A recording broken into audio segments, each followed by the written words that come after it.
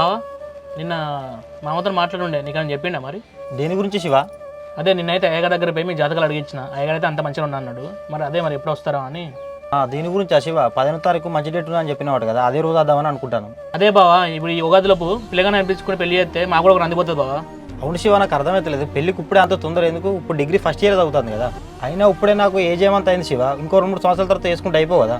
అల్లుడా నీకు తెలియంది ఏమున్నది, ఆడపిల్లల్లో ఓ అయ్య చేతిలో పెడితే మా బాధలు అయిపోతాయి. అయినా నువ్వు పెళ్ళి అయినాక చదివించుకుంటావు కదా. కావ్య చదువుకుంటే నేనెందుకు కదంట అత్తమ్మా, ఆమె ఎన్ని రోజులు చదువుతా అన్ని రోజులు చదవని. బావా ఇగో మనం మేనోళ్ళం, ఎన్ని అడుకున్నా చెల్లి అయితే నీకు ఇచ్చి చేసేదే. ఇక తొందరపడపోతే ఎట్లా బావా మరి ఇప్పుడు? సరే శివ. కావ్య నీ ఫోన్ ఇంకా మంచిగా కాలేదా? ఏమో బావా నాకు తెలియదు, మా అన్ననే రిపేర్కి తీసుకుపోయిండు. శివ అసలు ఫోన్కి ఏందట ప్రాబ్లం? అదేం లేదు బావా, ఆ ఫోన్కి మదర్ బోర్డ్ ప్రాబ్లం ఉన్నదట. అయితే సాయంత్రం ఫోన్ చేసి అడుగుతా.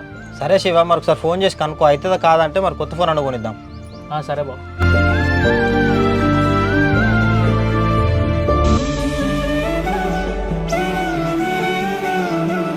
పైన ఏం చేస్తున్నావు బావా? కింద నీ గురించి డిస్కషన్ అవుతుంది.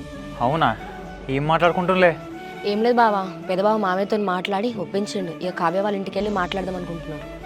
అమ్మా మొత్తాన్ని నాన్న ఒప్పుకున్నాడానే? ఆ దేవుందే వాళ్ళ నాన్న పోయి వాళ్ళ ఇంట్లో మాట్లాడినప్పుడు వాళ్ళ అన్న ఒప్పుకుంటే నాకున్న బాధలన్నీ పోతే. బావా నీ గురించి వాళ్ళందరూ ఆలోచించి తగ్గి మరి వాళ్ళ ఇంటికి వెళ్ళి మాట్లాడదాం అనుకుంటున్నారు. వాళ్ళన్న ఒప్పుకుంటే హ్యాపీ బావా, ఒప్పుకోకపోతే నువ్వే మన ఫ్యామిలీ అందరి గురించి ఆలోచించి నిర్ణయం తీసుకోయిగా. సరేనే, ఫస్ట్ అయితే నాన్నవే వాళ్ళ ఇంట్లో మాట్లాడి తర్వాత వాళ్ళ ఆలోచన బట్టి నేను నిర్ణయం తీసుకుంటా.